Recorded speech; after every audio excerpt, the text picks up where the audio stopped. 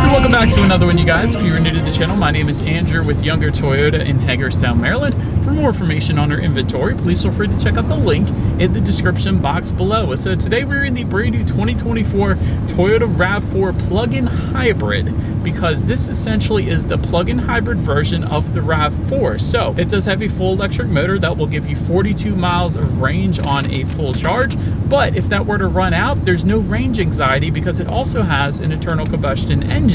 So you got the best of both worlds. So that's going to save you a ton of MPGs right there for that particular reason. So ultimately in this video, we will be testing out and going over everything about this one. So having said that, what do you guys say? Let's just go ahead and jump right into it. And as always, let's start with pricing. And so there's essentially two different trim levels for the 2024 RAV4 Prime. You got the SE starting at $43,690. Then there is the XSE starting at $47,560. But regardless of the trim level that you go with, the power plant is going to be the same. Powering the RAV4 Prime is a 2.5 liter naturally aspirated 4-cylinder, but with dual electric motors, putting out a combined 302 horsepower, 270 pound-feet of torque combined, power sent to all four wheels through a continuously variable transmission. That 0 to 60 time, 5.7 seconds. That's insanely quick, and we will be testing that out in a little bit. But MPG numbers, 40 in the city, 36 on the highway if you got it in that hybrid mode, of course, and then 94 MPGes overall, which is insanely impressive right there as well, because of course it does have that full EV mode as well. So before we do any kind of fun acceleration test here on a RAV4 Prime, I did want to mention to you guys the drive modes. There's a circular dial located just to the left of the shifter there. Drive modes will include Sport, Eco, Normal, EV, HV, Auto, and Trail. Adjusting things like the shift points and throttle response, steering sensitivity, and of course the battery power as well. So the EV, of course, that's electric vehicle mode, and the HV, that's the hybrid vehicle mode. So anywho, in case anybody was curious about that. So now that we got all of that out of the way, let's go ahead and find a straightaway. Let's put it in that sport mode, and let's see how quickly we can get our RAV4 Prime here up to speed. All right, found our straightaway here in 3, 2, 1, go.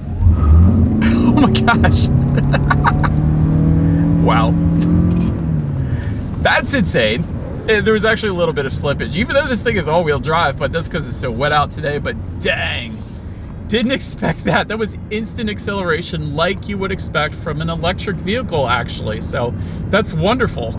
That's why I like electric vehicles. That's the main reason why I like electric vehicles, is the acceleration is instantaneous because you got all that instant torque all at once. So no delay whatsoever. Definitely not going to have any issues emerging onto the highway. That was brilliant. But anyways, to go along with that acceleration, as always, braking is equally important. And so up front, you will find 12.9-inch ventilated front discs. In the back, 12.4 inches. As far as that 60-0 stopping distance goes, it comes in at 127 feet, which isn't the best number on paper, if I'm being honest. So let's test it out. As far as the braking feel goes, kind of feels like that. It kind of feels like that. So it takes a little while to stop there. I could definitely tell it's not like a 1-teens or less than that, obviously. So not the best on braking, but incredible at acceleration. We'll say that. But anyways, then touching on suspension and handling. Up front, you're going to get an independent McPherson strut front suspension. In the back, independent multi-link rear suspension, front and rear stabilizer bars. As far as ride quality goes in our short little test drive here today, it's actually been perfectly fine. So I haven't had any issues with that. Definitely absorbing the road imperfections quite nicely. As far as steering feel goes, oh, wow, so loosey-goosey. Let me see if changing to the sport.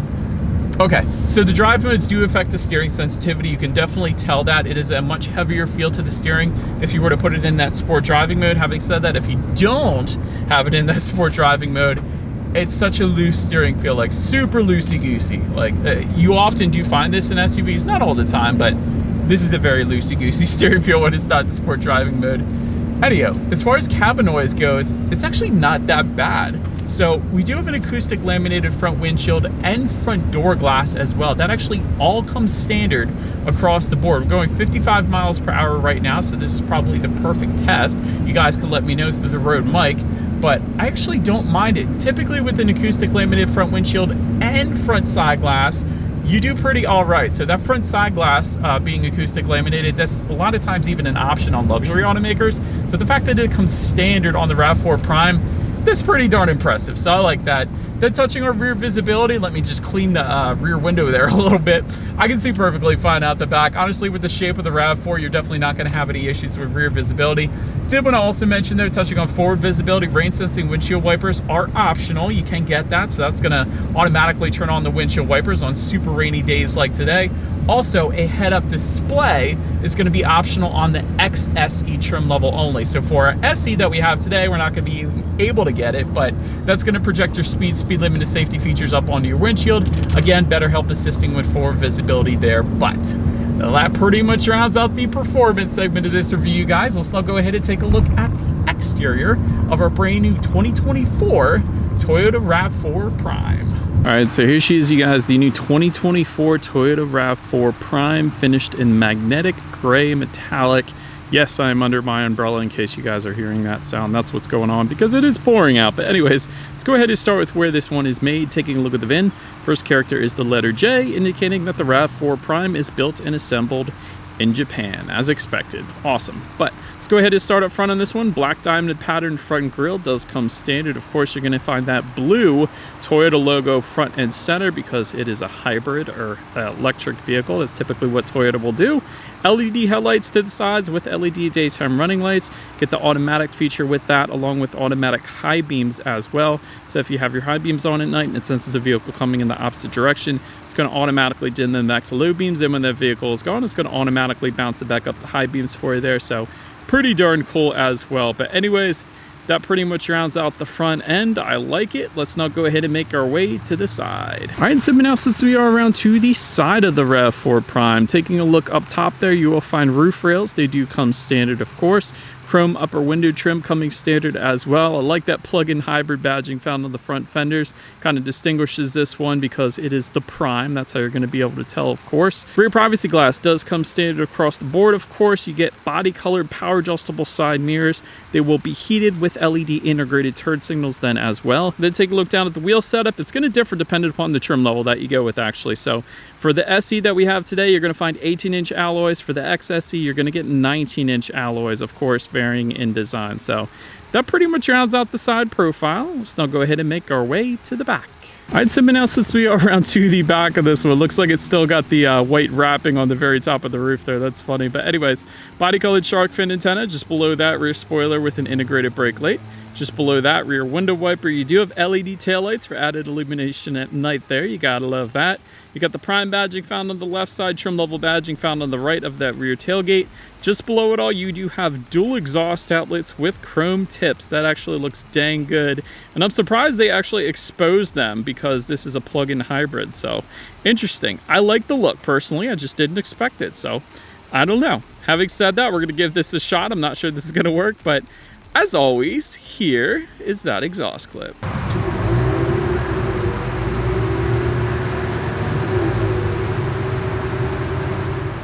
All right, so now since we are around to the back of the RAV4 Prime, when it comes to opening that rear tailgate, it is a power tailgate. That does come standard, actually, so gotta love that. There's a button on the key fob. There is a button on the tailgate then as well. But once opened up, cargo capacity comes in at 33.5 cubic feet behind that second row.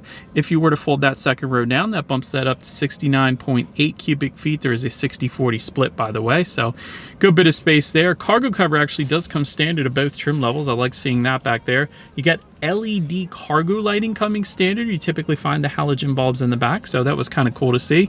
12-volt power outlet coming standard as well. And then if you were to lift up underneath of that cargo floor, you are going to find a spare tire, which is actually nice to see as opposed to the fix-a-flat. So then making our way up to the rear legroom, that's going to come in at 37.8 inches. For reference, I've been even 6 feet tall.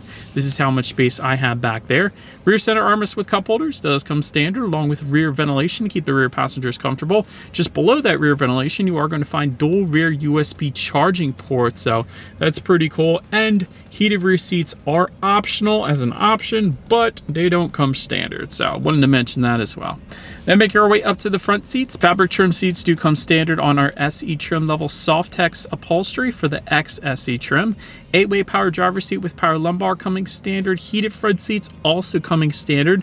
Ventilated front seats are going to be optional, but believe it or not, my short little test drive here today in our SE fabric seats, they were incredibly comfortable. I didn't expect it. The first thing I noticed when I sat down in this one is how incredibly comfortable the seats were, including the headrest. Super soft, like almost pillow-like. So another thing you typically don't find. So I thought they were pretty nice. But then taking a look at the steering wheel, it is tilt and telescoping. It is going to be leather wrapped, and a heated steering wheel is actually optional, although we don't have it with us here today.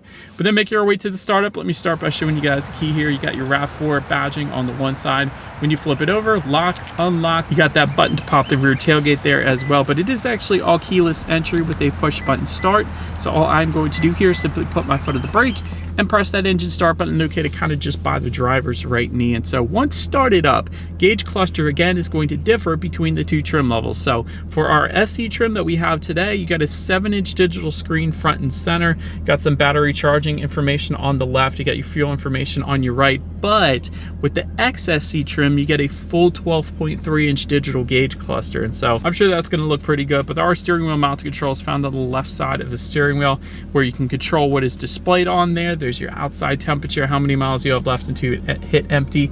There's distance till empty for both the EV mode as well as the hybrid mode. So overall, 162 miles left until I hit empty here, and I got about quarter tank left here, and I'm completely out of EV range, which means this thing needs to get charged. So anyways, pretty much everything you could possibly want of the digital gauge cluster there. But now let's go ahead and make our way to overall interior quality. Power moonroof is going to come standard on the RAV4 Prime. Panoramic glass roof is going to be optional on the XSE. Overhead sunglass holder does come standard. I like seeing that. Auto dimming rear view mirror with HomeLink controls for the XSE trim level only. Dual zone climate control does come standard, but the XSE is also going to add some nice blue ambient lighting along with a wireless phone charger as well. But in its place, just in front of the shifter, you just got a little bit of storage there in our SE. There's a 12-volt power outlet, USB charging port. Just behind the shifter, you got your dual cup holders, and within the center armrest, there's actually a decent amount of storage in there, and you got a couple USB charging ports within that as well. And of course, in typical RAV4 fashion, just above the passenger side glove box, you got more storage there, so that's pretty cool. Now let's go ahead and take a look at the infotainment screen here. 8-inch color touchscreen display coming with our SE trim level. However, if you were to go with the XSE, that gets bumped up to a 10.5-inch color touchscreen display. Either way, you get Bluetooth and audio streaming. Either way, you still get wireless Android Auto, Apple CarPlay. Gotta love that. You can check out some of your car statistics up there if you wanted to, like energy flow and charging schedule and trip information if you like. It's also your radio information, of course. So when it comes to the sound systems, there are two of them. The SE gets 6 speakers, and the XSE will get an 11-speaker JBL sound system with a subwoofer. So we do have the 6-speaker sound system with us here today. So what do you guys say? Let's go ahead and turn on the radio. Let's see what we got playing today, and let's test out the clarity of this one. It's pretty good. That's actually above average sound system for 6 speakers. I will say that. Of course, the JBL is going to be a little bit better, but for 6 speakers, that actually did a really good job. But last thing I wanted to mention to you guys on that infotainment screen is when you do put the RAV4 Prime in reverse, you will find a rear view camera coming standard across the board, a panoramic view monitor.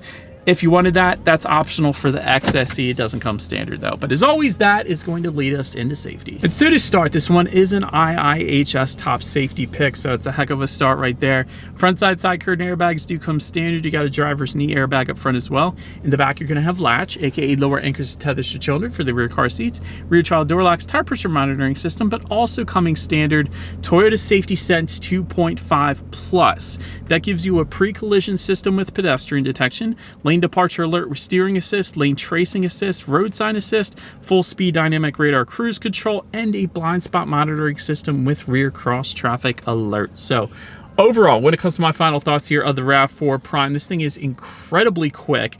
Definitely felt that on the acceleration. The best part is so many engines these days are turbocharged, but this one is not, so there was no sort of turbo delay or turbo lag or any kind of delay whatsoever during that acceleration, so I love that. But also pretty darn quiet vehicle at higher speeds too. I liked that as well because you do have the acoustic limited front windshield and front door glass to go along with all of that. Plenty of space here for its class, so shouldn't have any issues taking this thing on a road trip. But that's about it for this one, you guys. Thank you so much for watching. Feel free to follow me on social media at the bottom of the screen if you want to see what's coming next on the channel before it gets to YouTube. Be sure to hit the subscribe and the bell notification button if you're into new car reviews, because that is what we do here on this channel after all. do appreciate you guys watching more than you know, and I will see you guys all in the next video.